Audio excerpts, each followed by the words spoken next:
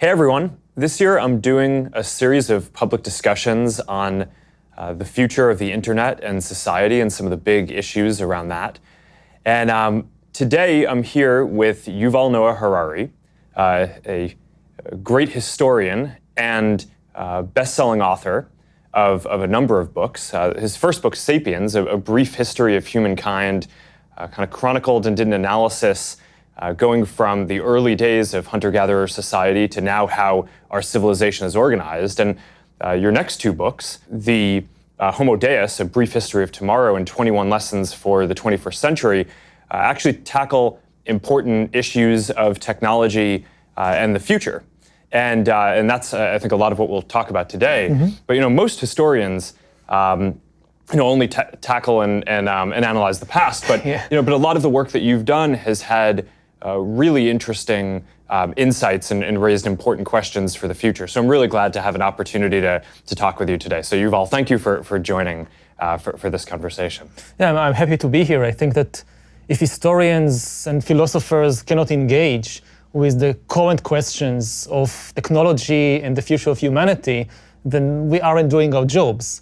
And we are not just supposed to chronicle events, centuries ago. All the people that lived in the past are dead. They don't care. The question is what happens to us and to the people in the future. Yeah. All right, so all the questions that you've outlined, where should we start here? I mean, I think one of the big topics that we've talked about is around this dualism around whether, with all of the technology and progress that has been made, are people coming together and are we becoming more unified, or is our world becoming more fragmented? Mm-hmm. And so I'm curious to start off by how you're thinking about that. And I mean, that's probably a big area. We could probably spend most of the time on that topic. Yeah, I mean, if you look at the long span of history, then it's obvious that humanity is becoming more and more connected. If thousands of years ago, planet Earth was actually a galaxy of a lot of isolated worlds with almost no connection between them, so gradually people came together and became more and more connected until we reach today when the entire world for the first time is a single historical, economic and cultural unit. But connectivity doesn't necessarily mean harmony. The people we fight most often are our own family members and neighbors and friends. So it's really a question of, are we talking about connecting people or are we talking about harmonizing people? Connecting people can lead to a lot of conflicts.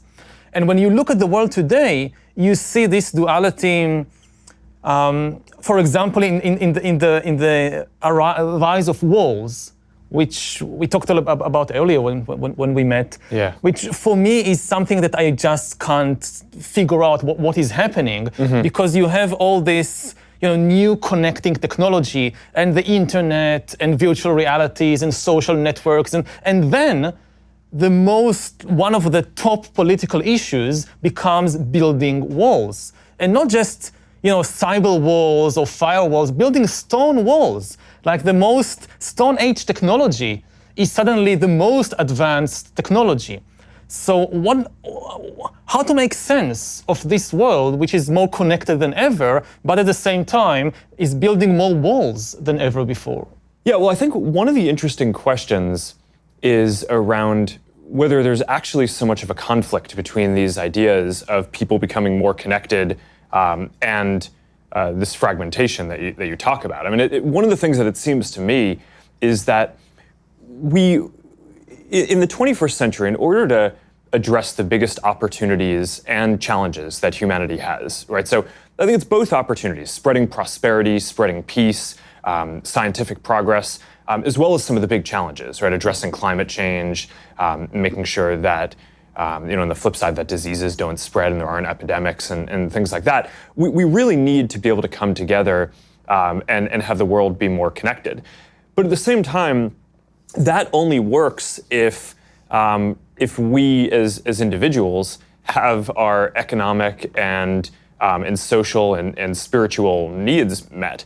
And so one way to think about this is in terms of fragmentation, but another way to think about it is in terms of personalization, right? And I just think about, when I was growing up, one of the big things that I think that the internet enables is for people to connect with groups of people who share their real values and interests. And it wasn't always like this, right? Before the internet, you were really tied to your physical location. And I just think about how when I was growing up, I grew up in a town of about 10,000 people, and there were only so many different clubs or activities that you could do. So I grew up, like a lot of the other kids, playing Little League baseball.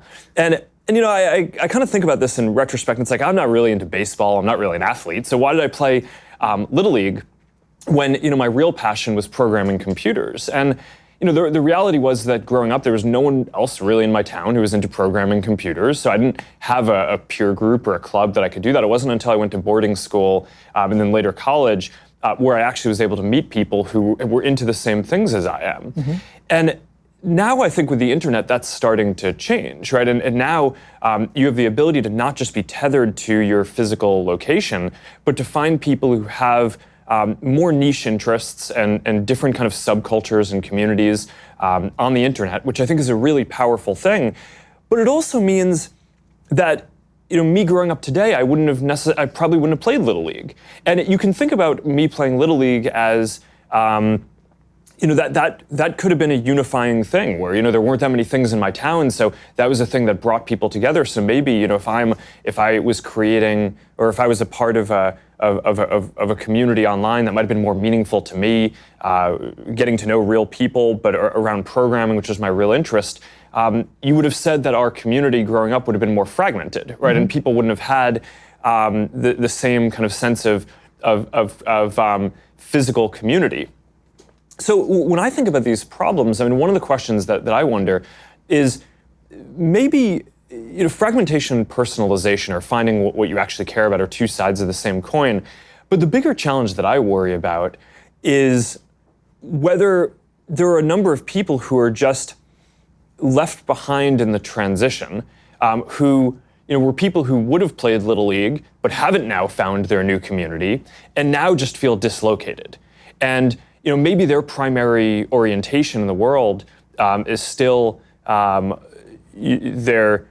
physical community that they're in, or that they haven't really been able to find a community of people who they're interested in. And as the world has progressed, I think a lot of people feel lost in that way, and that probably contributes to some of the feelings. That would be my hypothesis, at least. That's the social version of it. There's also the economic version around globalization, which I think is as important. But I'm curious what you think about that.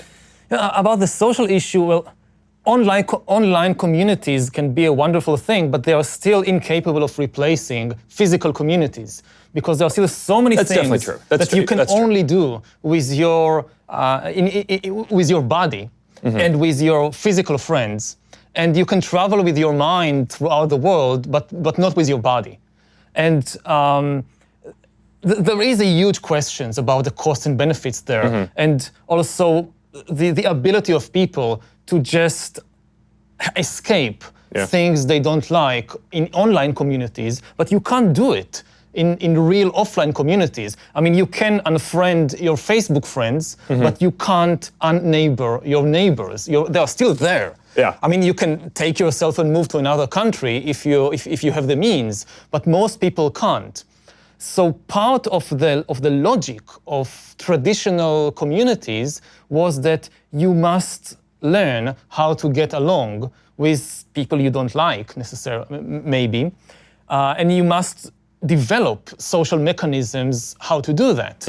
And with online communities, and they have done some really wonderful things for people, but also they kind of don't give us the experience of doing these difficult but important things.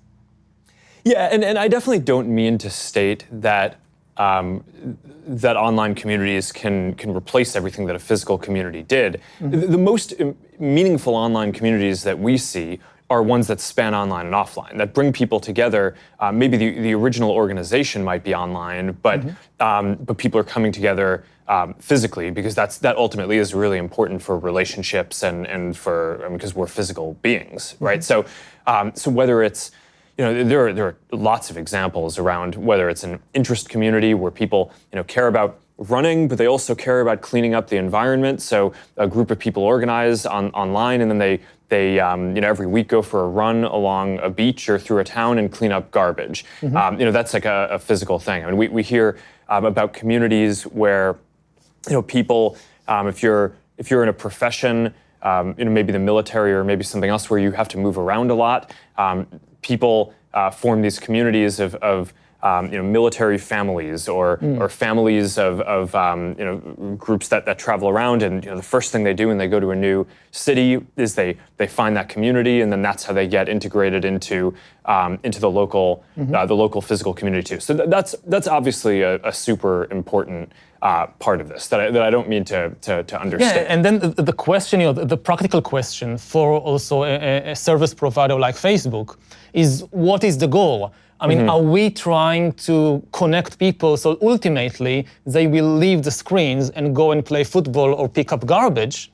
Or are we trying to keep them as long as possible on the screens? And there is a conflict of interest there. Yeah. I mean, you could have, one model would be, we want people to stay as little as possible online. We just need them to stay there the shortest time necessary to form the connection, which they will then go and do something in the outside world.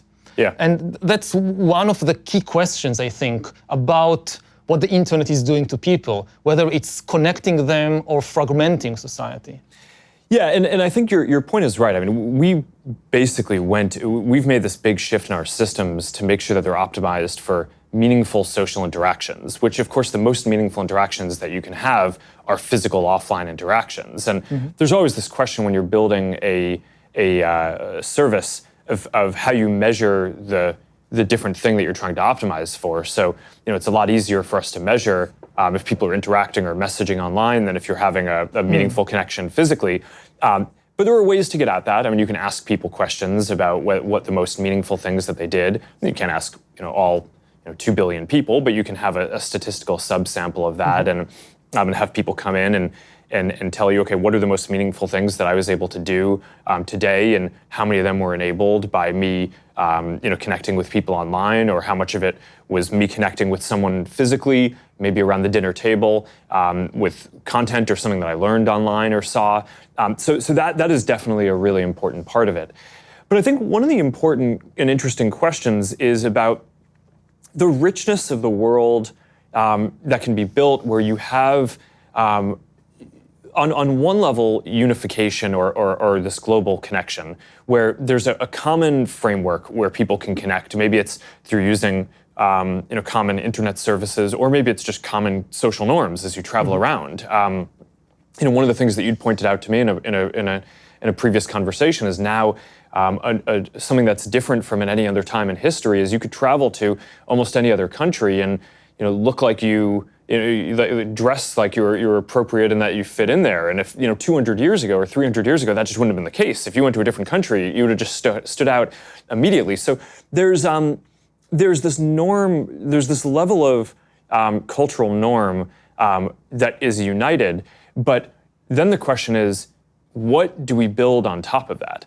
And I think one of the things that a broader kind of set of cultural norms or shared values and framework enables is a richer set of subcultures and subcommunities and people to actually go find the things that they're interested in lots of different communities to be created that wouldn't have existed before. Going back to my story before, it wasn't just my town that had Little League. I think when I was growing up, basically every town had very similar things. There's a Little League in every town, and maybe instead of every town having Little League, there should be Little League should be an option. But if you wanted to do something that not that many people were interested in my case, programming, in other people's case, maybe interest in some part of history or some part of art, that there just may not be another person in your 10,000 person town who share that interest.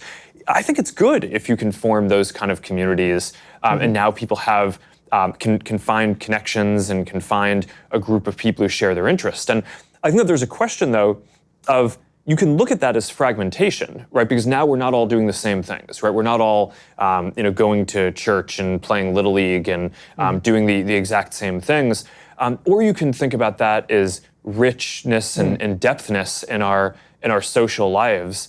And I just think that that's an interesting question: is where you want the commonality across the world and the connection, and where you actually want that commonality to enable deeper richness, even if that means that people are doing different things. And I'm curious if you have a view on that, and where that's positive versus where that creates a lack of social cohesion. Yeah, I think almost nobody would argue with the benefits of richer social environment in which people have more options to connect around all kinds of things. The key question is, how do you still create enough social cohesion on a level of a country, and increasingly also on the level of the entire globe, in order to tackle our main problems? I mean, we need global cooperation like never before, because we are facing unprecedented global problems. We just had Earth Day, and it should be obvious to everybody, we cannot deal with the problems of the environment, of climate change, except through global cooperation.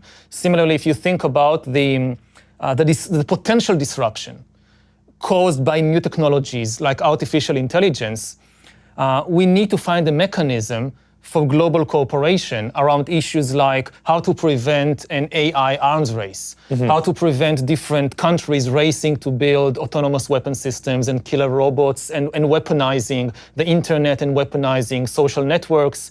Unless we have global cooperation, we can't stop that, because every country will say, well, we don't want to produce killer robots, it's a bad idea, but we can't allow our rivals to do it before us, so we must do it first. And then you have a race to the bottom. Similarly, if you think about the potential disruptions to the job market and the economy caused by AI and automation, so it's quite obvious that there will be jobs in the future, but will they be evenly distributed between different parts of the world?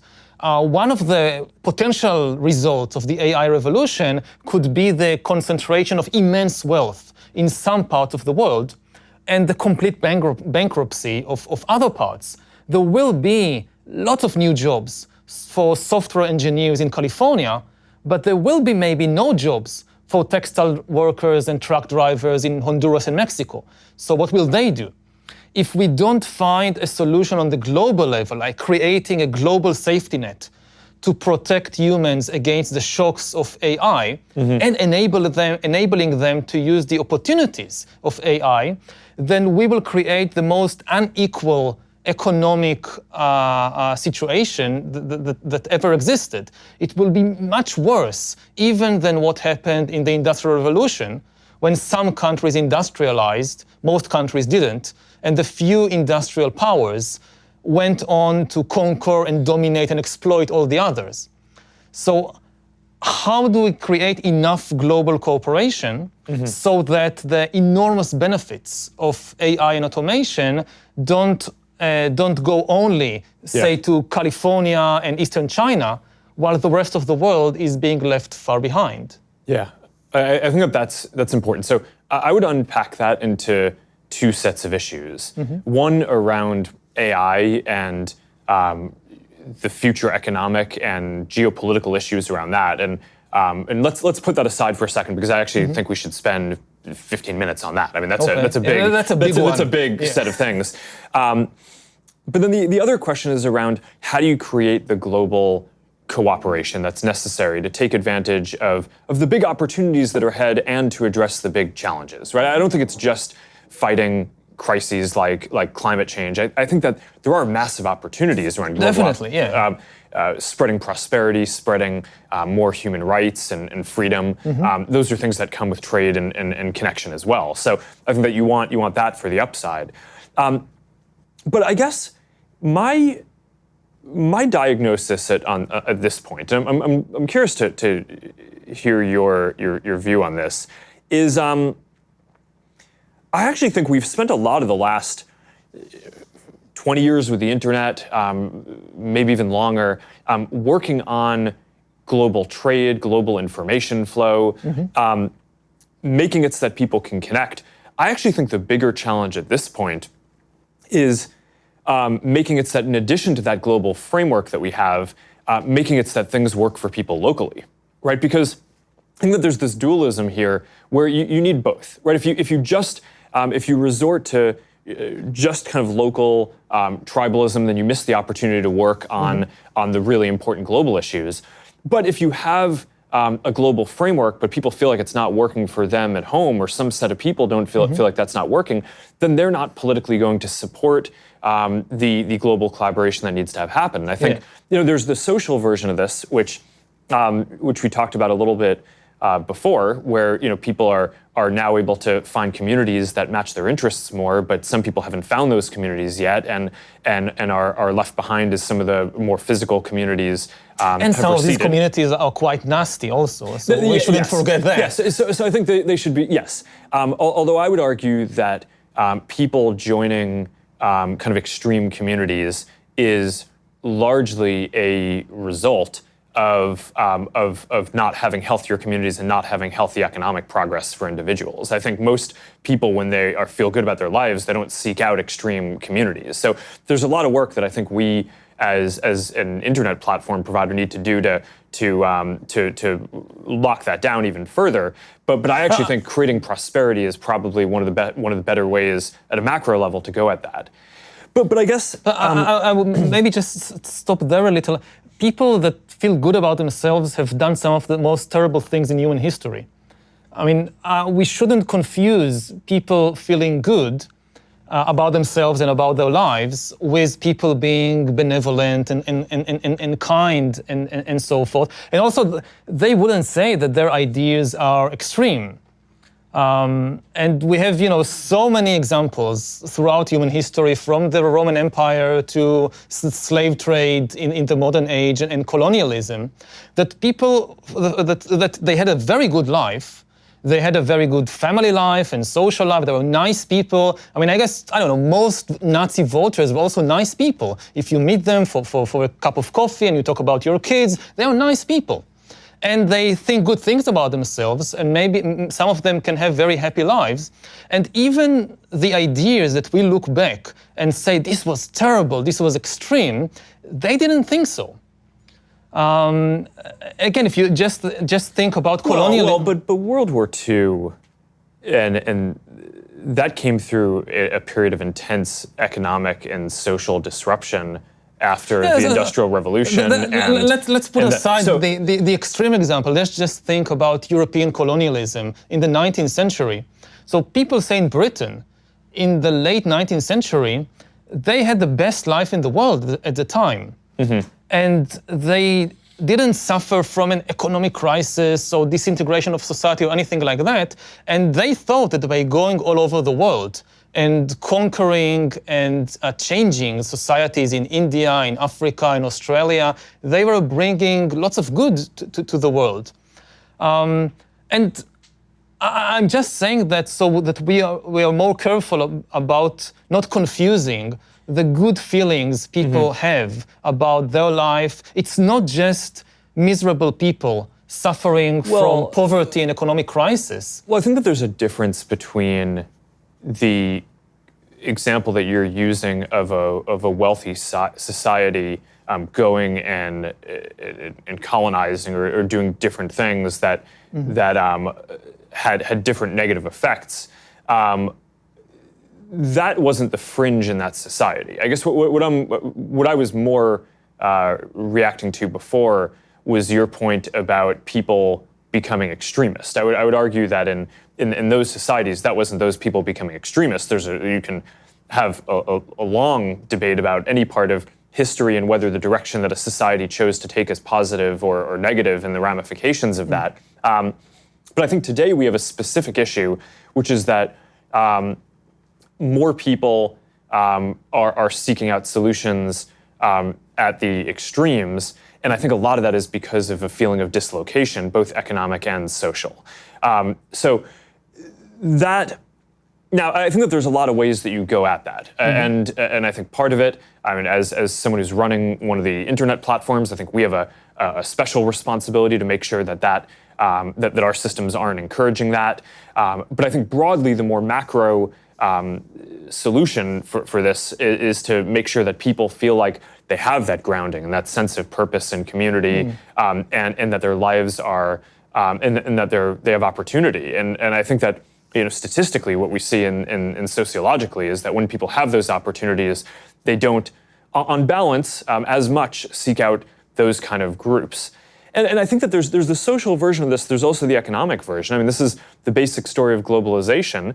Is on the one hand, it's been extremely positive for bringing a lot of people into the global economy, right? People in India and Southeast Asia and across Africa who wouldn't have previously had access to a lot of jobs in the global economy now do. And there's been probably the greatest, at a global level, inequality is way down, right? Because hundreds of millions of people have come out of poverty, and that's been positive.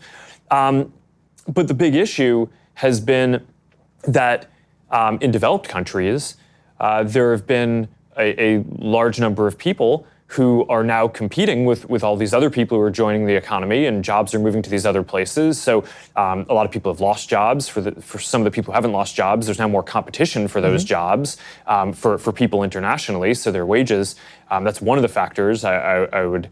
The analyses have shown that's preventing more wage growth, and there are 5 to 10% of people, according to a lot of the analyses that I've shown, who are actually in absolute terms worse off because of globalization. Now, that doesn't necessarily mean that globalization for the whole world is negative. I think in general it's been on balance positive, but the story we've told about it has probably been too optimistic in that we've only talked about the positives and how it's good as this global movement to bring people out of poverty and create more opportunities. And the reality, I think, has been that it's been net very positive. But if there are 5 or 10% of people in the world who are worse off, there's 7 billion people in the world, so that's many hundreds of millions of people. The majority of whom are likely in the most developed countries in the U.S. and across Europe. That's going to create a lot of political pressure on those in those countries. So in order to have a global system that works, it feels like you need it to work at the global level, but then you also need individuals in each of the member nations in that system to feel like it's working for them too. And that recurses all the way down. So in local cities and communities, people need to feel like it's working for them, both economically and socially. So I guess at this point, the thing that I worry about, and I've rotated a lot of Facebook's energy to try to focus on this, is our mission used to be connecting the world. Now it's about helping people build communities and bring people closer together. And a lot of that is because I actually think that the thing that we need to do to support more global connection at this point is making sure that things work for people locally. That in a lot of ways we've made it so the internet, so that an emerging creator can. But how do you balance working it locally for people in the American Midwest and at the same time working it better for people in Mexico or South America or Africa? I mean, part of the imbalance is that when people in Middle America are angry, everybody pays attention, because they have their finger on the button. But if people in Mexico or people in Zambia feel angry, we care far less, because they have far less power. I mean, the pain, and I'm not saying the pain is not real, the pain is definitely real, but the pain of somebody in Indiana reverberates around the world far more than the pain of somebody in Honduras or in the Philippines, simply because of the imbalances of the power in the world. And I mean, earlier, what we said about fragmentation, I know that Facebook faces a lot of criticism about kind of encouraging some people to move to these extremist groups. But that's a big problem, but I don't think it's the main problem. I think also it's something that you can solve if you put enough energy into that. That is something you can solve. But this is the problem that gets most of the attention now. What I worry more, again, not just about Facebook, about the entire direction that the new internet economy and the new tech economy is going towards, is increasing inequality between different parts of the world, which is not the result of extremist ideology, but the results of a certain economic and political model. And secondly, undermining human agency and undermining the basic philosophical ideas of democracy and the free market and individualism. These, I would say, my two greatest concerns about the development of technology like AI and machine learning. And this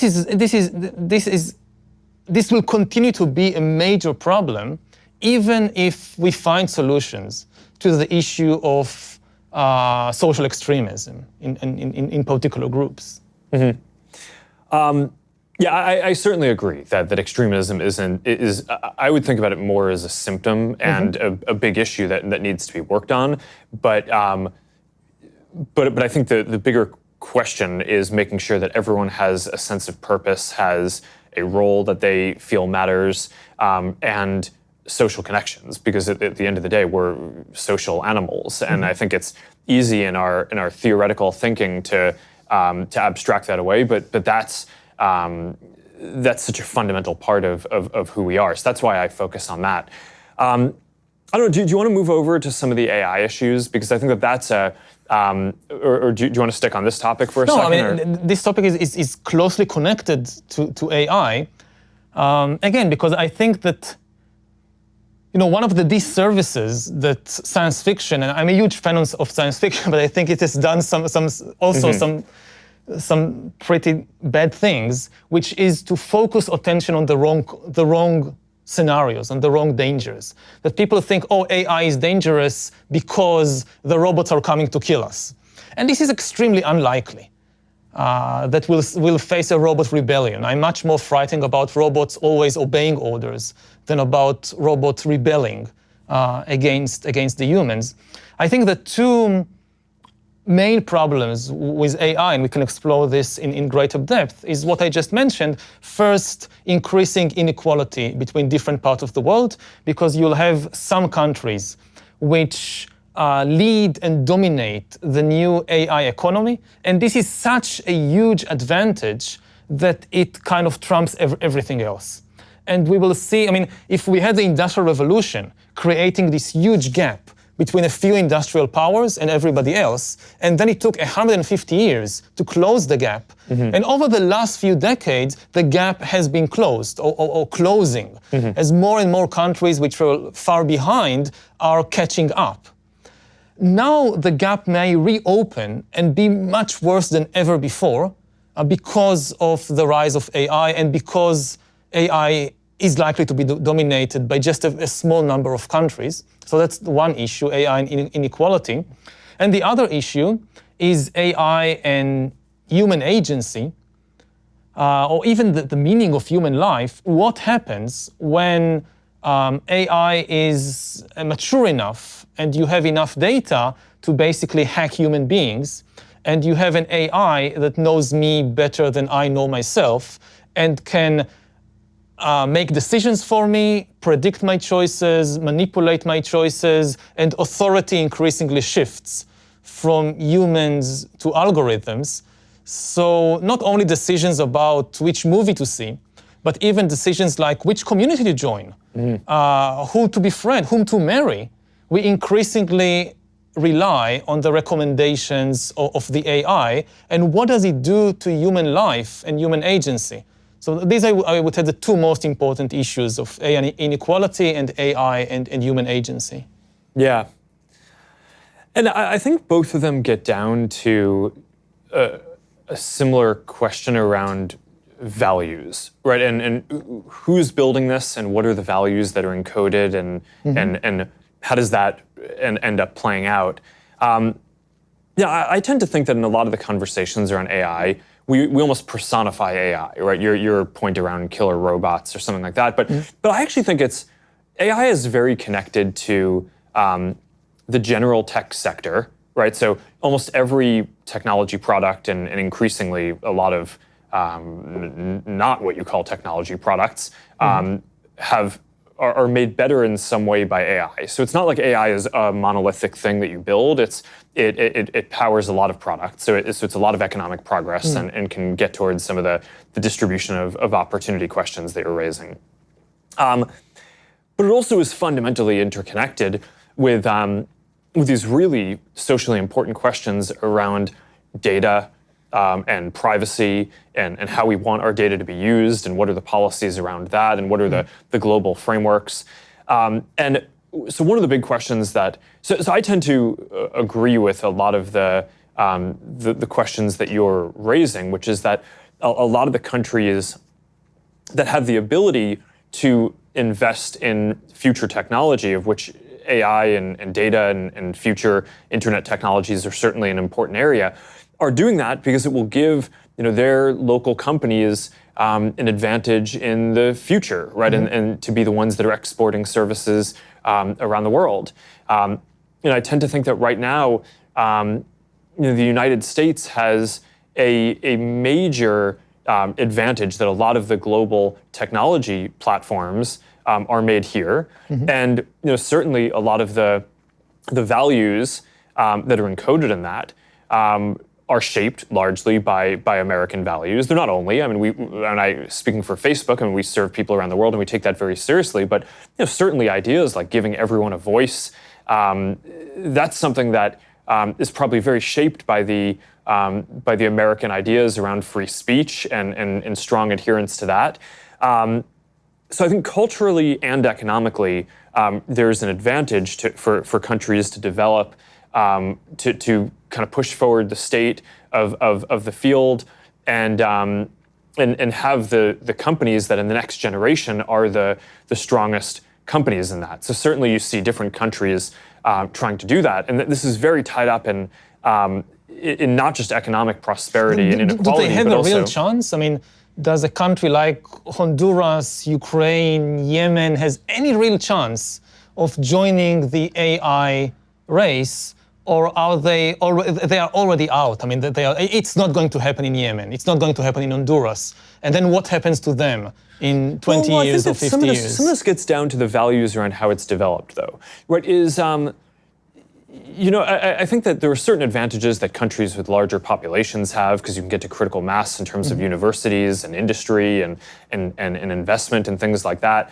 But one of the values that we here, right, both at Facebook and I think generally in the academic system of trying to do research, hold is that you do open research, right? So a lot of the work that's getting invested into into these advances, in theory, if this works well, should be more open. So then you can have an entrepreneur in one of these countries that you're talking about, which maybe isn't a whole industry-wide thing, and certainly I think you'd bet against sitting here today that in the future all of the AI companies are going to be in a given small country.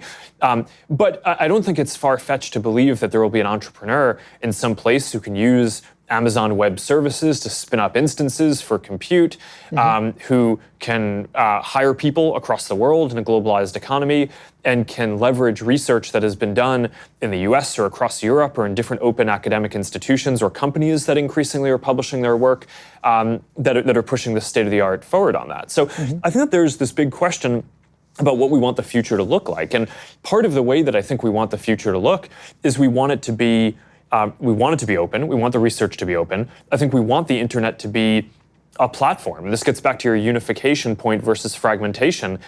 One of the big risks, I think, for the future is that the internet policy in each country ends up looking different and ends up being fragmented. And if that's the case, then I think the entrepreneur in the countries that you're talking about in Honduras probably doesn't have as big of a chance if they can't leverage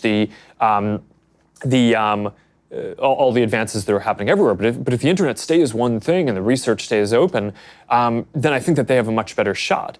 So when I look towards the future, one of the things that I just get very worried about is the values that I just laid out are not values that all countries share. And when you get into some of the more authoritarian countries and their data policies, they're very different from the kind of regulatory frameworks that that across Europe and across a lot of other people are talking about or have put into place. And just to put a finer point on it, and recently I've come out and I've been very vocal that I think that more countries should adopt a privacy framework like GDPR in Europe. And a lot of people, I think, have been confused about this. They're like, well, why are you arguing for more privacy regulation? Why now, given that in the past you weren't as positive on it?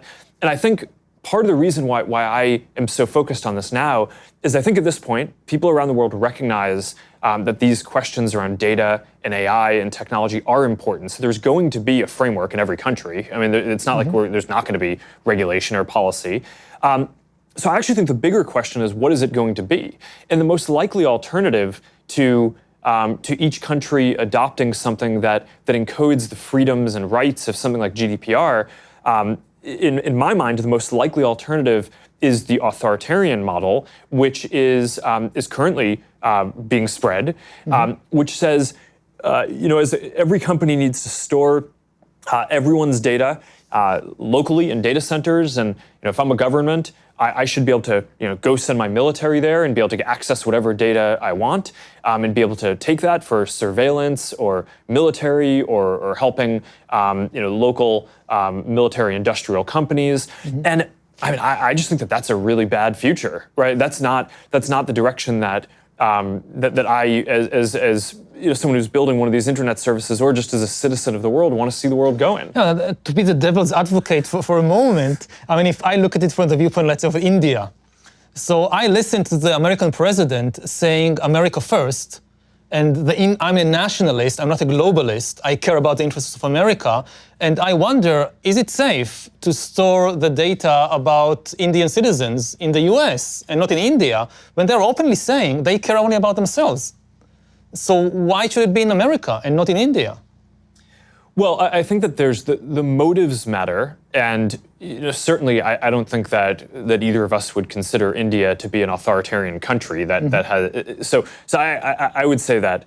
It can still say we want data and metadata on Indian users to be stored on Indian soil. We don't want it to be stored on American soil or somewhere else.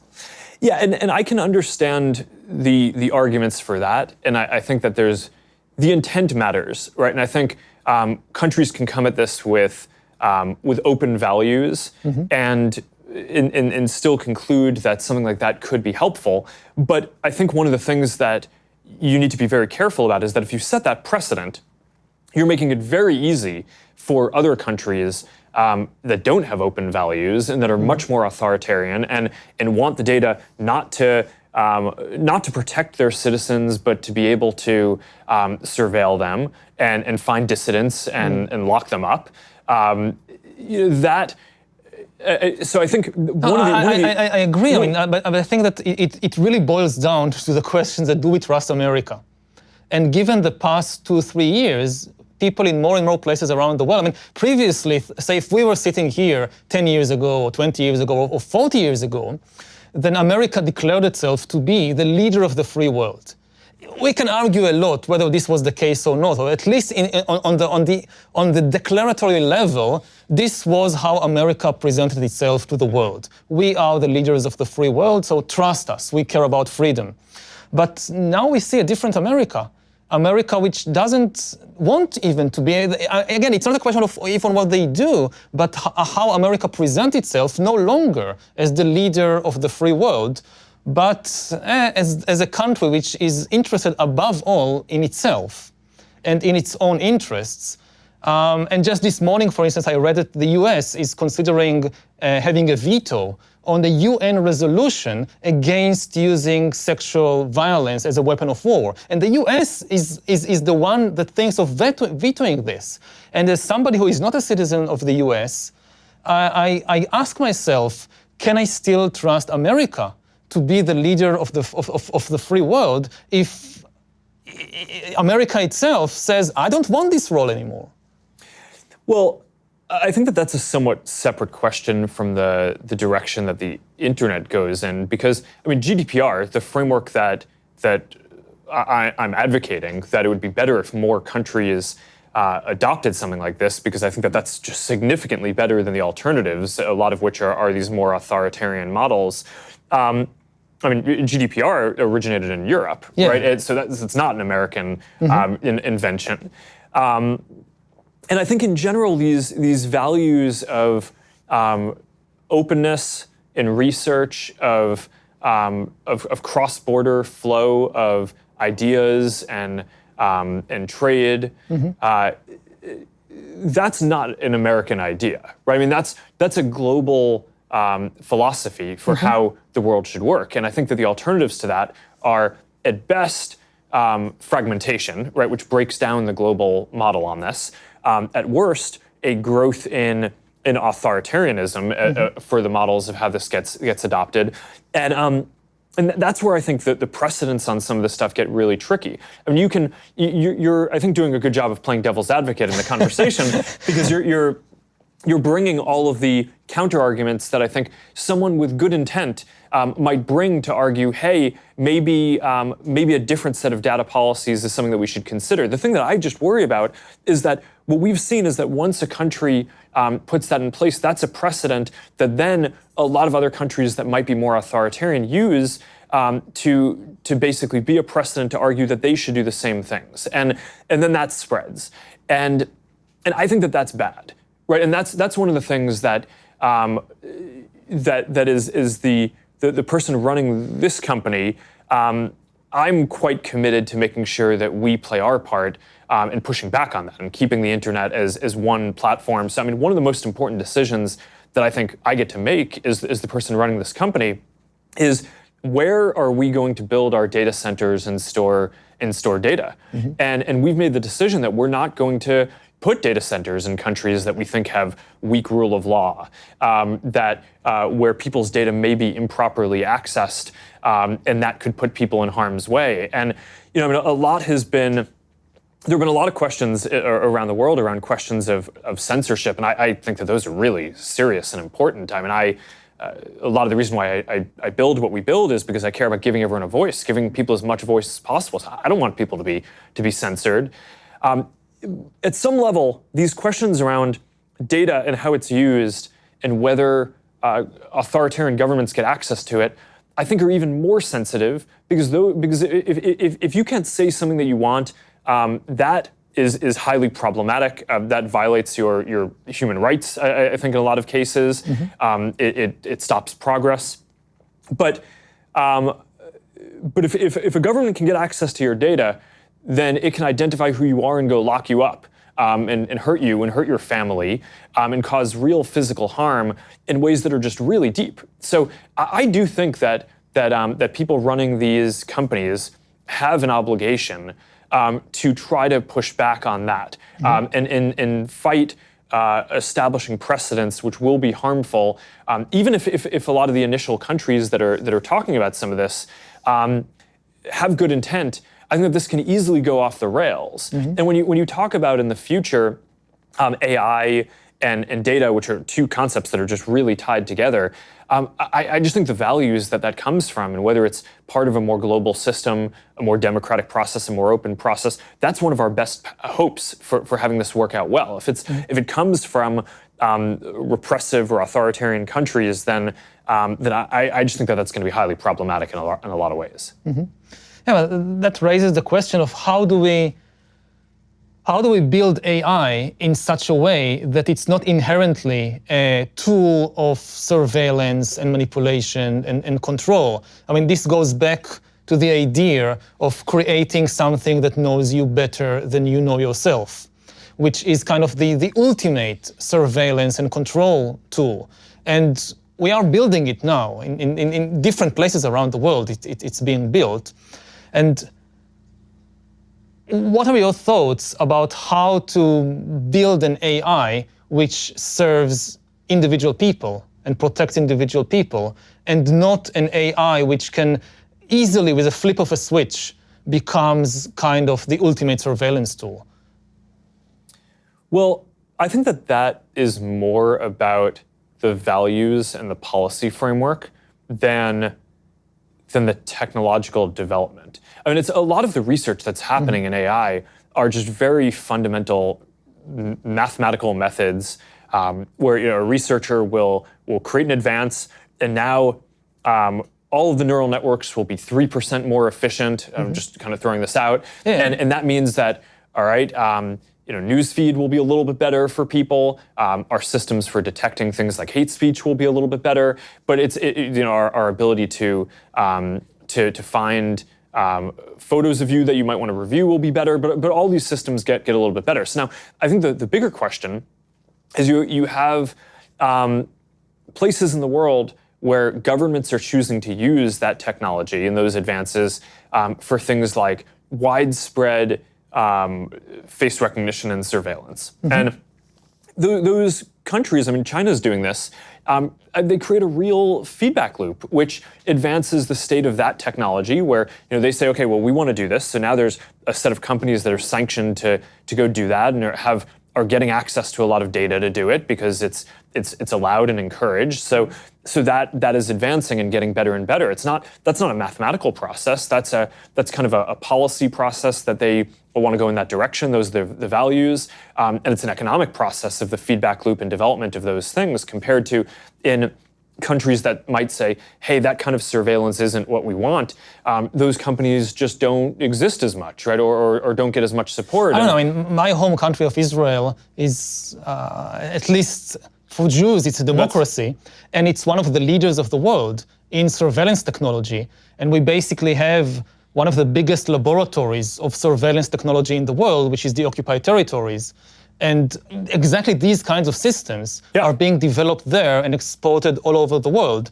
So given my personal experience back home, again, I don't necessarily trust that just because a society in its own inner workings is, say, democratic, that it will not develop and spread these kinds of technologies. Yeah, I agree. It's not clear that a democratic process alone solves it, but I do think that it is mostly a policy question, right?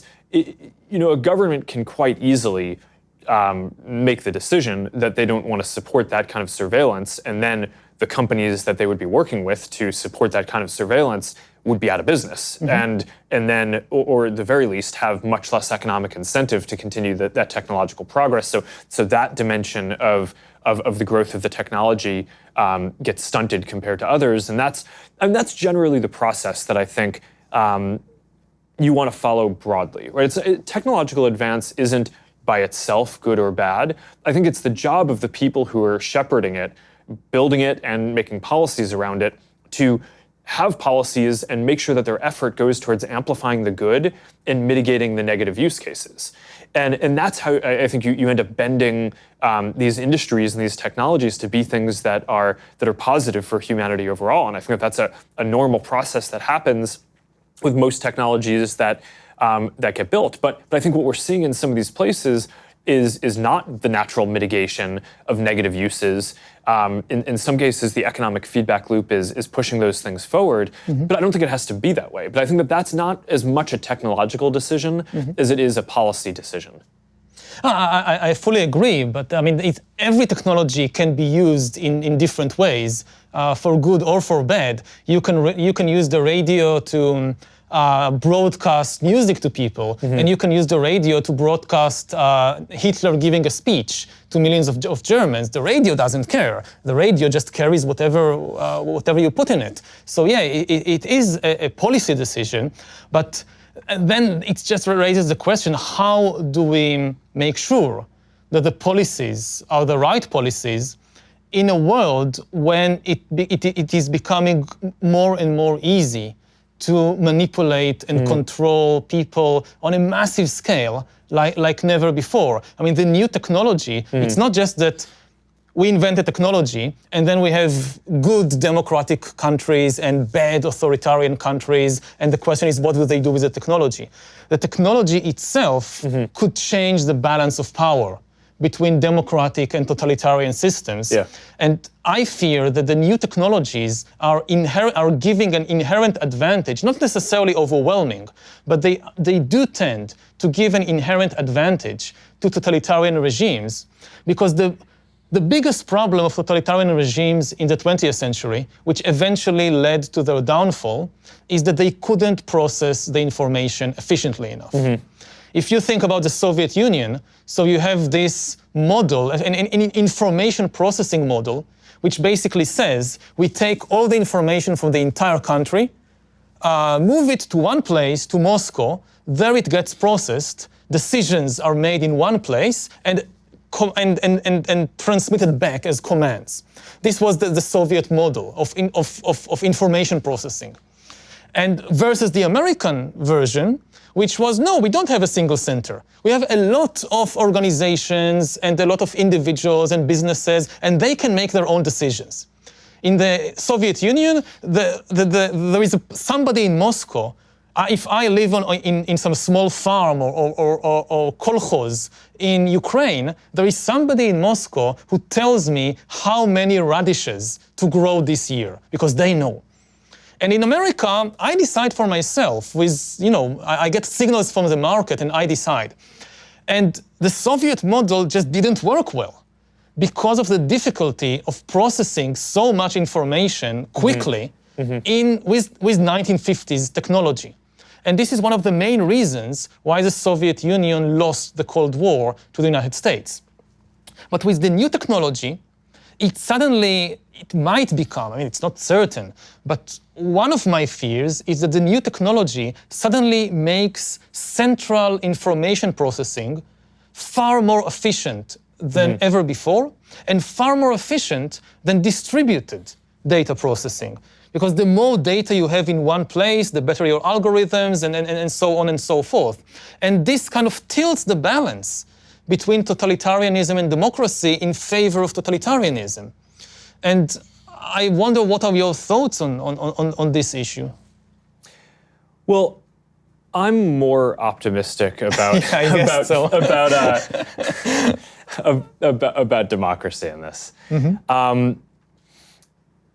I think the way that the democratic process needs to work is people start talking about these problems, and then even if it seems like it starts slowly in terms of people caring about data issues and technology policy, because it's a lot harder to get everyone to care about it than it is just a small number of decision makers. So I think that the history of democracy versus more totalitarian systems is it always seems like the totalitarian systems are going to be more efficient and the democracies are just going to get left behind. But smart people, people start discussing these issues and caring about them. And I do think we see that people do now care much more about their own privacy, about data issues, about the technology industry. People are becoming more sophisticated about this. They realize that that having a lot of your data stored can both be an asset because it can help provide a lot of benefits and services to you, but increasingly maybe it's also a liability because there are hackers and nation states who might be able to break in and use that data against you or exploit it or reveal it. So maybe people don't want their data to be stored forever. Maybe they want it to be reduced in permanence. Maybe they want it all to be end-to-end encrypted as much as possible in their private communications. People really care about this stuff in a way that they didn't before. And that's certainly over the last several years, that's grown a lot. So I think that conversation is the normal democratic process. And I think what's going to end up happening is that by the time you get people broadly aware of the issues and on board, that is just a much more powerful approach, where then you do have people in a decentralized system who are capable of making decisions, who are smart, who I think will generally always do it better than too centralized of an approach. And here is, again, a place where I worry that personifying AI and saying AI is a thing, right? That an institution will develop, and it's almost like a sentient being. I think mischaracterizes what it actually is, right? It's a set of methods that make everything better, let me retract that. That's way too broad. It's a lot of technological processes more efficient, and I think that's. But that's the worry. It makes that's not just for centralized folks, right? In our context, so we build our business is this ad platform, and a lot of the way that can be used now is we have 90 million small businesses that use our tools. And now, because of this access to technology, they have access to the same tools to do advertising and marketing and reach new customers and grow jobs that previously only the big companies would have had.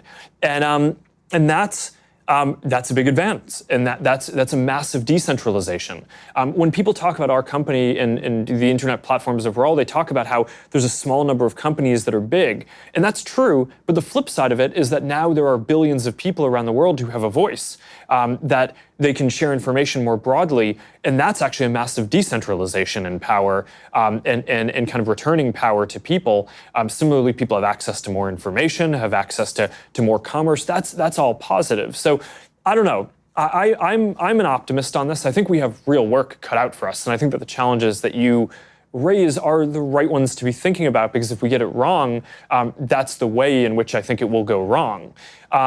But I don't know. I think that the historical precedent would say that at all points, where there was the competition between the US and Japan in the 80s and the 70s, or the Cold War before that, or different other times, people always thought that the democratic model, which is slow to mobilize, but very strong once it does, and once people get bought into a direction and understand the issue, I do think that will continue to be the best way to spread prosperity around the world and make progress in a way that meets people's needs. And that's why when we're talking about internet policy, when you're talking about economic policy, I think spreading regulatory frameworks that encode those values, I think is one of the most important things that we can do. But it starts with raising the issues that you are and having people be aware of the potential problems. Yeah, I agree that in the last few decades, it was the case that open democratic systems were better and more efficient. And this, again, one of my fears is that it might have made us a bit complacent, because we assume that this is kind of a law of nature, that distributed systems are always better and more efficient than centralized systems. And we grew up in a world in which there was kind of this, to do the good thing morally was also to do the efficient thing economically and politically. And a lot of countries liberalized their economy, their society, their politics over the last 50 years, more because they were convinced of the efficiency argument than of the deep moral argument. And what happens if efficiency and morality suddenly split? Which have happened before in history. I mean, the last 50 years are not representative of the whole of history. We had many cases before in human history in which repressive, centralized systems were more efficient, and therefore you got these repressive empires. And there is no law of nature which says that this cannot happen again. And again, my fear is that the new technology might tilt that balance. And just by making central data processing far more efficient, it could give a boost to totalitarian regimes. Also, in the balance of power between, say, again, the center and the individual, that for most of history, the central authority could not really know you personally, simply because of the inability to gather and process the information. So there were some people who knew you very well, but usually their interests were aligned with yours. Like my mother knows me very well, but most of the time I can trust my mother. But now we are reaching a point when some system far away can know me better than my mother, and the interests are not necessarily aligned. Now, yes, we can use that also for good, but what I'm pointing out that this is a kind of power that never existed before, and it could empower totalitarian and authoritarian regimes to do things that was simply technically impossible until today. Yeah. And if you live in an open democracy, so okay, you can rely on all kinds of mechanisms to protect yourself. But thinking more globally about this issue, I think a key question is, how do you protect human attention from being hijacked by malevolent players who know you better than you know yourself, who know you better than your mother knows you? And this is a question that we never had to face before, because we never had, usually the malevolent players just didn't know me very well. Yeah, okay, so there's a lot in what you were just talking about. I mean, I think in general, one of the things that, I do think that there is a scale effect where one of the best things that we could do if we care about these open values and having a globally connected world, I think making sure that the critical mass of the investment in new technologies encodes those values is really important. So that's one of the reasons why I care a lot about not supporting the spread of authoritarian policies to more countries, and either inadvertently doing that or setting precedents that enable that to happen. Because I think that the more development that happens in the way that is more open, where the research is more open, where people have where the policy making around it is more democratic, I think that that's going to be positive. So I think kind of maintaining that balance ends up being really important. And one of the reasons why I think democratic countries over time tend to do better on serving what people want is because there's no metric to optimize the society, right? It's when you talk about efficiency, a lot of what people are talking about is economic efficiency, right? Are we increasing GDP? Are we increasing jobs? Are we decreasing poverty? And those things are all good, but I think part of what the democratic process does is people get to decide on their own which of the dimensions in society matter the most to them in their lives. If you can hijack people's attention and manipulate them, then people deciding on their own just doesn't help, because I don't realize it, that somebody manipulated me to think that this is what I want. And we are reaching the point when, for the first time in history, you can do that on a massive scale. So again, I speak a lot about the issue of free will in this regard. And the people that are easiest to manipulate are the people who believe in free will and who simply identify with whatever thought or desire pops up in their mind, because they cannot even imagine that this desire is not the result of my free will. This desire is the result of some external manipulation. Now, it may sound paranoid, and for most of history, it was probably paranoid because nobody had this kind of ability to do it on a massive scale. But here, like in Silicon Valley, the tools to do that on a massive scale have been developed over the last few decades. And they may have been developed with the best intentions. Some of them may have been developed with the intention of just selling stuff to people and selling products to people. But now the same tools that can be used to sell me something I don't really need can now be used to sell me a politician I really don't need, or an ideology that I really don't need. It's the same tools. It's the same hacking the human animal and manipulating what's happening inside. Yeah, okay, so there's a lot going on here. I think that there's, when designing these systems, I think that there's the intrinsic design, which you want to make sure that you get right, and then there's preventing abuse, which I think is something that there's two types of questions that people raise. I mean, one is, we saw what the Russian government tried to do in the 2016 election. That's clear abuse. We need to build up really advanced systems for detecting that kind of interference in the democratic process and more broadly, being able to identify when people are standing up networks of fake accounts that are not behaving in a way that normal people would, to be able to weed those out and work with law enforcement and election commissions and folks all around the world and intelligence community to be able to coordinate and be able to deal with that effectively. So stopping abuse is certainly important.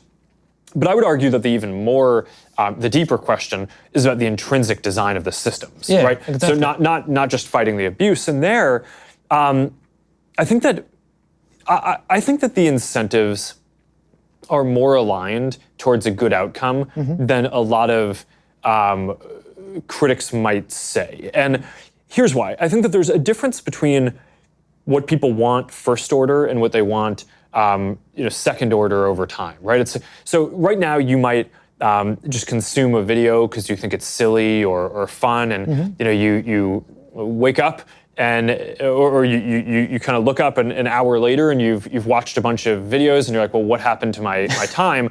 And okay, so maybe in the narrow short-term period, you consumed some more content. And maybe you saw some more ads, so it seems like it's good for the business, but it actually really isn't over time, because people make decisions based on what they find valuable.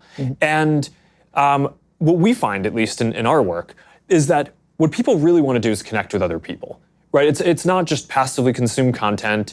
So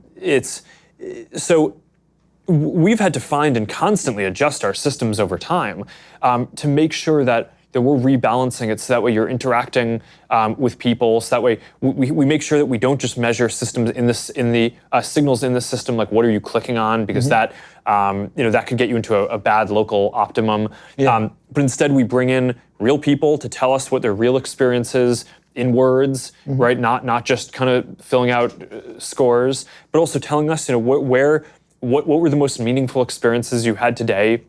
What content was the most important? What interaction did you have with a friend that mattered to you the most? And was that connected to something that we did? And if not, then we go and try to do the work to figure out how we can facilitate that. And what we find is that, in the near term, maybe showing some people some more viral videos might increase time, right? But over the long term, it doesn't. It's not actually aligned with our business interest or the long-term social interest. So in strategy terms, that would be a stupid thing to do. And now I think a lot of people think that businesses are just very short-term oriented and that we only care about, people think that businesses only care about the next quarter profit.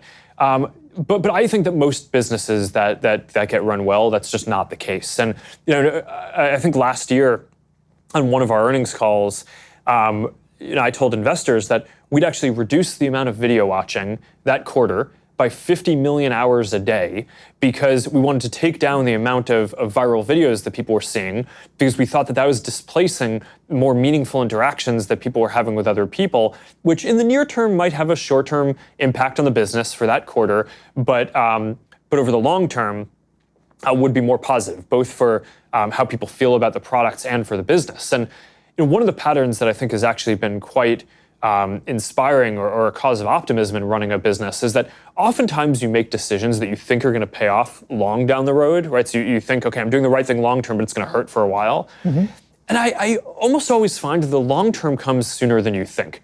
And that when you make these decisions that they're maybe taking some pain in the near term in order to get to what will be a better case down the line, that better case, maybe you think it'll take 5 years, but actually it ends up coming in a year, right? And I think people at some deep level know when something is good, and I guess this gets back to the democratic values, because at some level I trust that people have a sense of what they actually care about, and it may be that if we were showing more viral videos, maybe that would be better than the alternatives that they have to do right now, right? I mean, maybe that's better than what's on TV, because at least they're personalized videos. Maybe it's better than YouTube if we have better content or whatever the reason is. But I think you can still make the service better over time for actually matching what people want. And if you do that, that is going to be better for everyone. So I do think the intrinsic design of these systems is quite aligned with serving people in a way that is pro-social. And that's certainly what I care about in running this company, is to get there. Yeah, I think this is like the rock bottom. That this is the most important issue, that ultimately what I'm hearing from you and from many other people when I have these discussions is ultimately the customer is always right, the voter knows best, people know deep down, people know what is good for them, people make a choice. if they choose to do it, then it's good. That has been the bedrock of at least Western democracies for centuries, for generations. And this is now where the big question mark is. Is it still true in a world where we have the technology to hack human beings and manipulate them like never before, that the customer is always right, that the voter knows best? Or have we gone past this point? And we can know, the simple ultimate answer that, well, this is what people want and they know what's good for them, maybe it's no longer the case. Well,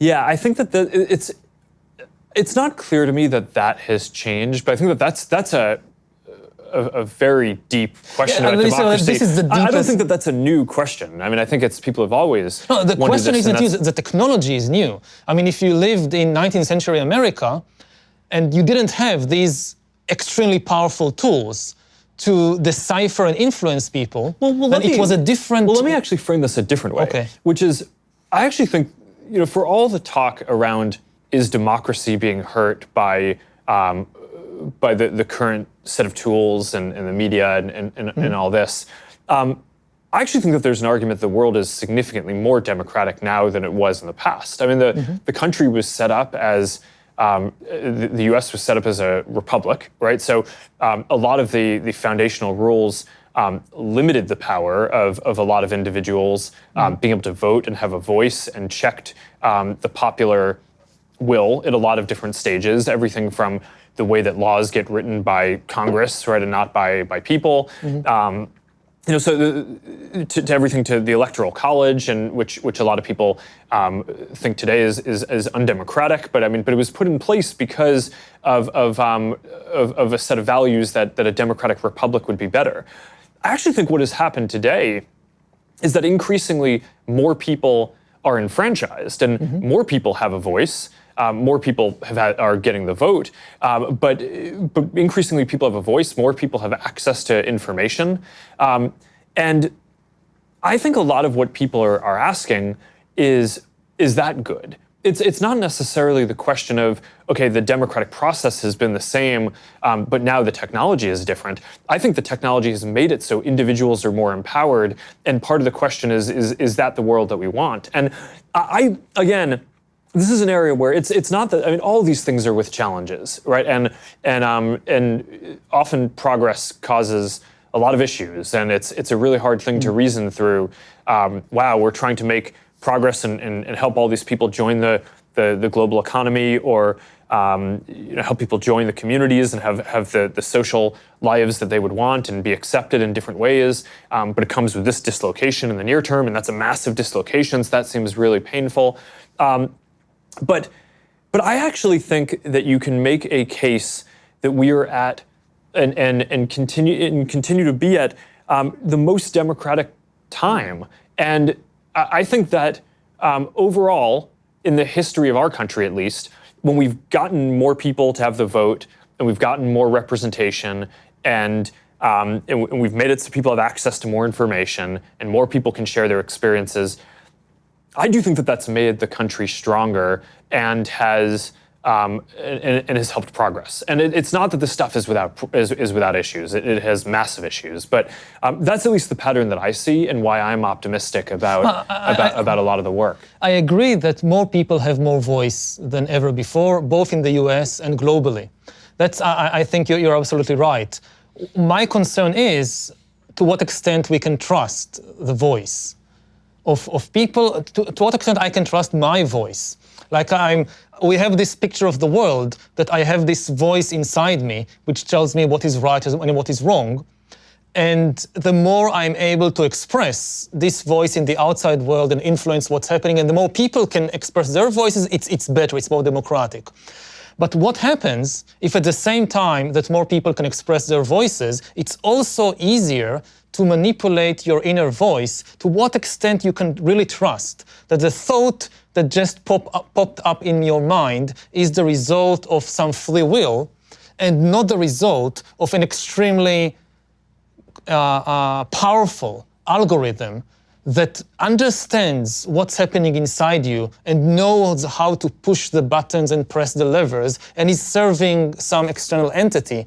And it has planted this thought or this desire that you now express. So it's two different issues of giving people voice and trusting. And again, I'm not saying I know everything, but all these people that now join the conversation, we cannot trust their voices. I'm asking this about myself, to what extent I can trust my own inner voice. And I spend 2 hours meditating every day. And I go on these long meditation retreats. And my main takeaway from that is it's craziness inside there. And it's so complicated. And the simple, naive belief that the thought that pops up in my mind, this is my free will, this was never the case. But if, say, 1,000 years ago, the battles inside were mostly between, neurons and biochemicals and childhood memories and all that, increasingly, you have external actors going under your skin and into your brain and into your mind. And how do I trust that my amygdala is not a Russian agent now? How do I know? The more we understand about the extremely complex world inside us, the less easy it is to simply trust what this inner voice is saying. Yeah, I understand the point that you're making. As one of the people who's running a company that develops ranking systems to try to help show people content that's going to be interested to them, there's a dissonance between the way that you're explaining what you think is possible and what I see as a practitioner building this. I think you can build systems that can get good at a very specific thing, right? At helping to understand which of your friends you care the most about, so you can rank their content higher in newsfeed. But the idea that there's some kind of generalized AI that's a monolithic thing that understands all dimensions of who you are in a way that's deeper than you do, I think doesn't exist and is probably quite far off from existing. So there's certainly abuse of the systems that I think needs to be, that I think is more of a policy and values question, which is, on Facebook, you're supposed to be your real identity. So if you have, to use your example, Russian agents or folks from the government, the IRA, who are posing as someone else and saying something, and you see that content, but you think it's coming from someone else, then that's not an algorithm issue. I mean, that's someone abusing the system and taking advantage of the fact that you trust that on this platform, someone is generally going to be who they say they are. So you can trust that the information is coming from someplace and kind of slipping in the back door that way. And that's the thing that we certainly need to go fight. But I don't know. As a broad matter, I do think that there's this question of to what degree are the systems, and this kind of brings it full circle to where we started on is it fragmentation or is it personalization? Is the content that you see, if it resonates, is that because it actually just more matches your interests, or is it because you're being incepted and convinced of something that you don't actually believe and is dissonant with your interests and your beliefs? And certainly all the psychological research that I've seen and the experience that we've had is that when people see things that don't match what they believe, they just ignore it, right? So certainly there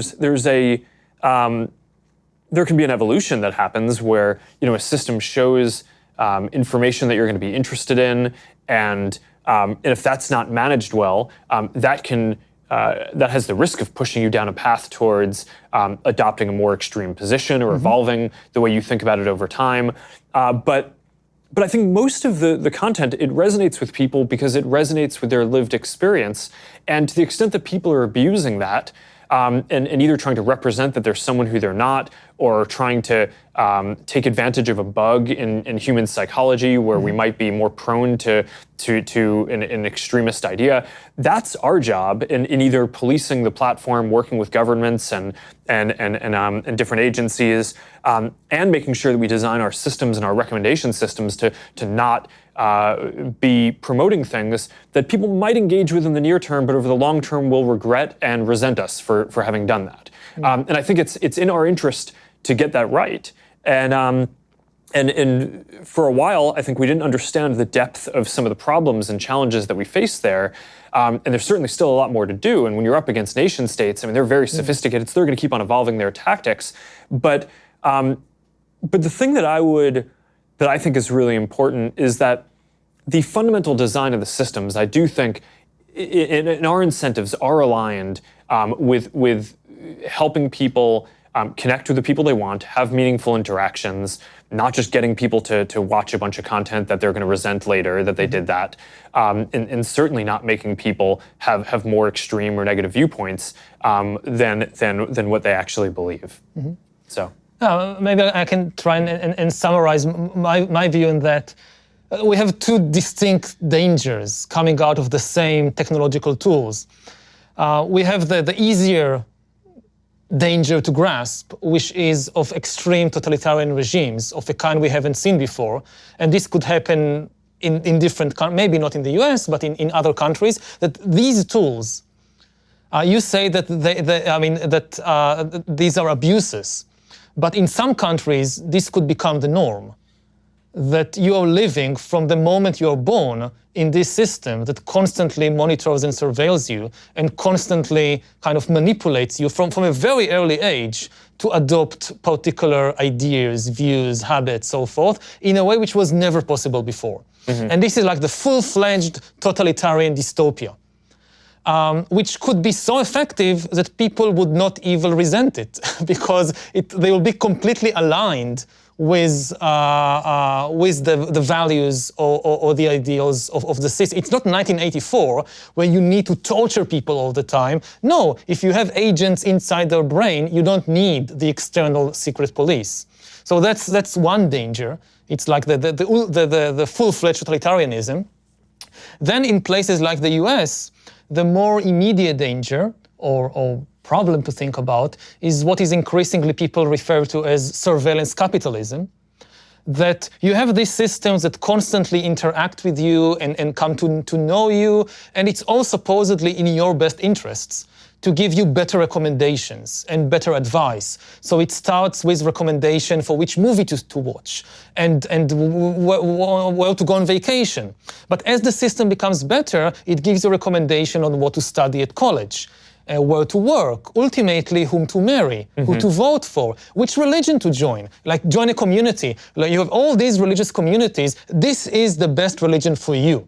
For your type of personality, Judaism, nah, it won't work for you, go with Zen Buddhism. It's a much better fit for your personality. You would thank us. In 5 years, you would look back and you say, this was an amazing recommendation, thank you. I so much enjoy Zen Buddhism.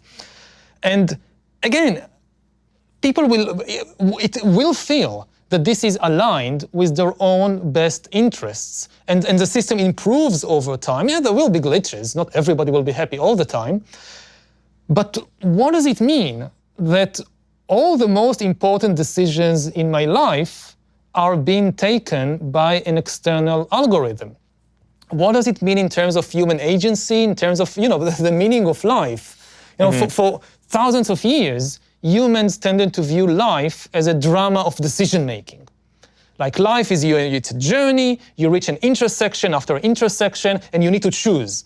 Some decisions are small, like what to eat for breakfast, and some decisions are really big, like whom to marry. And almost all of art and all of religion is about that. Like almost whether it's a Shakespeare tragedy or a Hollywood comedy, it's about the hero or heroine needing to make a big decision, to be or not to be, to marry X or to marry Y. And what does it mean to live in a world in which increasingly we rely on the recommendations of algorithms to make these decisions until we reach a point when we simply follow them all the time or most of the time. And they make good recommendations. I'm not saying that this is some abuse, something sinister. No, they're good recommendations. But we don't have a model for understanding what is the meaning of human life in such a situation.